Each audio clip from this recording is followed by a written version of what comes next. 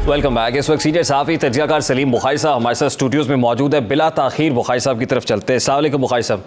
बुखारी साहब, आज वक्त कम है, मुकाबला ज़रा सख्त है, तो मेरा बड़ा सादा सा और बड़ा क्विक क्वेश्चन ये है, जो हुकूमत भी पूछ रही है, तहरीक इंसाफ इतनी जल्दी में क्यों है इलेक्शंस के मामले में? सुप्रीम कोर्ट ने वक्त दिया है, तहरीक इंसाफ बैठने को तैयार नहीं। देखिए, हम ना ये जज कर सकते हैं, थोड़ा सा ट्रैक करें ना इसको, अगर हम तो पता चल जाएगा आपको। 25 मई को एक सुनामी आ रहा था इस्लामाबाद में, और ख्याल ये था कि एक तूफ़ान नूह की तरह से हर चीज़ को बहा के ले जाएगा। याद है आपको? जिसमें डी चौक में भी गए थे, जिसमें आग भी लगाई थी। जी। अच्छा। फिर उसके बाद वो चूँकि सुनामी नहीं आ सका, तो फिर उन्होंने कहा अच्छा 26 नवंबर को सही। ठीक। फिर 26 नवंबर को भी नहीं आया। याद है आपको? उन्होंने कहा था कि राना सनाउल्लाह तुम्हें छुपने के लिए जगह नहीं मिलेगी। जी, जिसमें इमरान खान साहब सहारे लेकर रावलपिंडी पहुंचे थे। अच्छा, आपको अभी तक भी नहीं समझ आई कि जल्दी क्या है?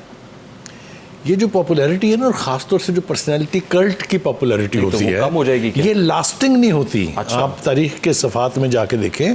भाई साहब, आप क्या कह रहे हैं कि खान साहब अभी पॉपुलर है, आज से 4 महीने बाद वो पॉपुलर नहीं होंगे, ये कह रहे हैं? मैं ये कह रहा हूँ कि जब वो पॉपुलर थे तब से लेके अगर आप ट्रैक रिकॉर्ड देखें तो वो पॉपुलैरिटी साबित नहीं हो रही। वो जिस तरह कहते थे ना, यार देखो ना, ऐसी पॉपुलैरिटी कि सितंबर से पहले पॉपुलर रहेंगे, सितंबर जैसे ही गुजरेगा पॉपुलैरिटी खत्म हो जाएगी। अब ये भी मैं आपको बताता हूँ, लेकिन आप पहले मेरी एक छोटी सी अर्ज सुन लें। ये जो पॉपुलैरिटी के क्लेम्स होते हैं ना, इसका पता सड़कों पे नहीं चलता, इसका पता चलता है पोलिंग डे पे। इलेक्शन कराएं तो करा रहे हैं ना। इलेक्शन नहीं करा रही। नहीं, जल्दी क्या है भाई? जब इलेक्शन बाकी असेंबली का टर्नओवर मुकम्मल होगा तभी कराएंगे ना। इनको जल्दी है, इनका ख्याल ये है, पंजाब में तो इंटरिम सेटअप है, इनका ख्याल ये है कि अगर इलेक्शन जल्दी ना हुए तो जो कुछ हमारे पल्ले रह गया ये भी शायद ना रहे। ये खतरा है, ये लोग डराते हैं खान साहब। नहीं बुखारी साहब, मेरा सवाल ये है कि वो पॉपुलैरिटी जो सितंबर से पहले है, वो सितंबर चढ़ते ही कैसे कम? अब उस पॉपुलैरिटी का नाम है चीफ जस्टिस, उसका नाम है उमर अता बंदियाल। ठीक है, क्यों है ये? खान साहब ये कहते हैं कि अगर मुझे इलेक्शन में सिंपल मेजॉरिटी मिली, मैं तो असेंबलियाँ फिर तोड़ूंगा, मैं तो फिर इलेक्शन कराऊंगा। 2/3 मेजॉरिटी चाहिए। वो इसलिए कहते हैं कि उनको 2/3 मेजॉरिटी चाहिए। 2/3 मेजॉरिटी होगी तभी चीफ जस्टिस साहब का टेन्योर 3 साल का होगा। पूरी तो सुन ले। 2/3 मेजॉरिटी होगी तभी चीफ जस्टिस साहब का टेन्योर 3 साल का होगा। ठीक है, तभी फिर उतने अरसे में काजी फायज साहब फारग हो जाएंगे। फिर जब आसन आप ये कह रहे हैं कि हुकूमत चीफ जस्टिस को एक्सटेंशन दे सकती है, ये कह रहे हैं? हुकूमत देने की इंटेंशन रखती है, अगर हुकूमत में आए तो इस हुकूमत की बात नहीं हो रही है। लीगली ये कैसे कर सकती है? ये legally chief of army staff की 3 साल की एक्सटेंशन लीगल थी, आइन में थी। यही तो जुल्म है। लेकिन मेरा एक सवाल है ना बुखारी साहब, कि सितंबर में चीफ जस्टिस ही होंगे, इनकी मौजूदगी में, मतलब अगर रिज्यूम कर लेते हैं कि तहरीक इंसाफ ये समझती है कि 2/3 मेजॉरिटी मिल जाएगी, तो चीफ जस्टिस का ये सुप्रीम कोर्ट का क्या स्टेक है इलेक्शंस कराने में?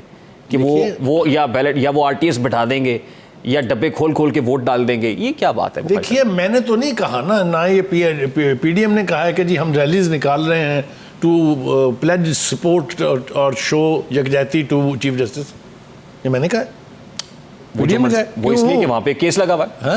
केस लगा हुआ है ना वहां पे। तो किसका लगा हुआ है? और वो ये कह रहे हैं कि पार्लियामान से प्रेशराइज कर रही है हुकूमत, क्योंकि चीफ जस्टिस अंडर प्रेशर है, इसलिए हम रैली निकालेंगे उनसे इजहार यकजहती के लिए। देखिए, वो कुछ चीज़ें ऐसी हैं जो कहने से हमारे पर जलते हैं, हम जलवा लेते हैं, पर मैं और आप दोनों इस जुर्म के आदी हैं, तो मैं वहाँ जाना नहीं चाह रहा जहाँ आप मुझे ले जा रहे हैं। आप तो करते हैं, आप हमें भी रगड़ रहे हैं बीच में। नहीं, आपको रगड़ नहीं रहे, आपको कॉम्प्लीमेंट कर रहा हूँ मैं। बड़ी हिम्मत की बात है इस उम्र में। अल्लाह ताला ये आपका जोश और जज्बा जो है सलामत रखे। देखिए, गुजारिश है पीटीआई को इस बात का इदराक है, और खान साहब को ये यकीन दिला दिया गया है कि अगर इलेक्शन पहले नहीं हुए तो आपके पंजाब में जीतने के भी चांसेस नहीं हैं। पूछें क्यों?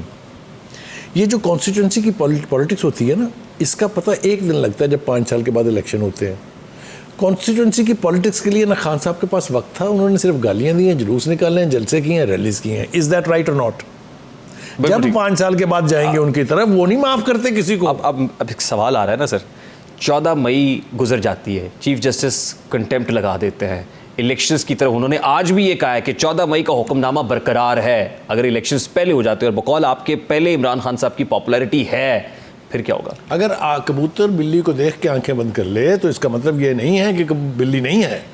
14 मई को इलेक्शन होना चीफ जस्टिस साहब को मालूम है कि मुमकिन नहीं है।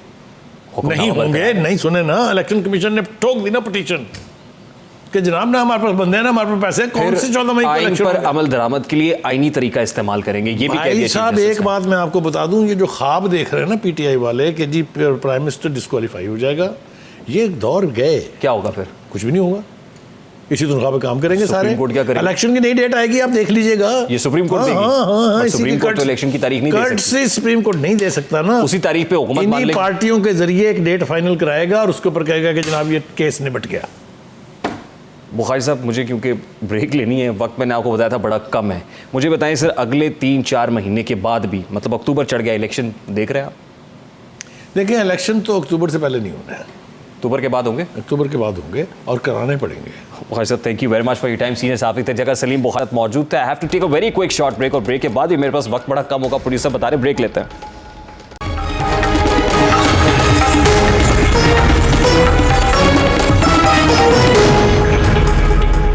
Welcome back. प्रोग्राम को क्लोज करने के लिए चंद सेकंड्स बाकी, और चंद सेकंड्स में सिर्फ यही कहा जा सकता है कि दुनिया की बड़ी से बड़ी जंग का इख्तिताम भी मुज़ाकरात की मेज़ पर होता है, और जब मुज़ाकरात की मेज़ पर होने वाले मुज़ाकरात नाकाम होते हैं तो फिर जंगें होती हैं। इस वक्त दोनों फरीकैन के पास एक अच्छा मौका है कि इसको कैपिटलाइज करें, मुज़ाकरात की मेज़ पर बैठे और कोई हल निकाल लें, लेकिन वो इस सूरत में होता हुआ दिखाई नहीं दे रहा, क्योंकि ये भी महाज आ रहा, वो भी महाज आ रहा, लड़ते हैं दो दरिंदे, ज़ख्मी है मुल्क सारा, इसने दुकान खोली उसने दुकान खोली, ये भी लगाए बोली वो भी लगाए बोली, ये भी हवस के मारे वो भी हवस का मारा, लड़ते हैं दो दरिंदे, जख्मी है मुल्क सारा। प्रोग्राम का वक्त अपने इख्तिताम को पहुंचा, आपसे मुलाकात होगी इंशाल्लाह अगले हफ्ते।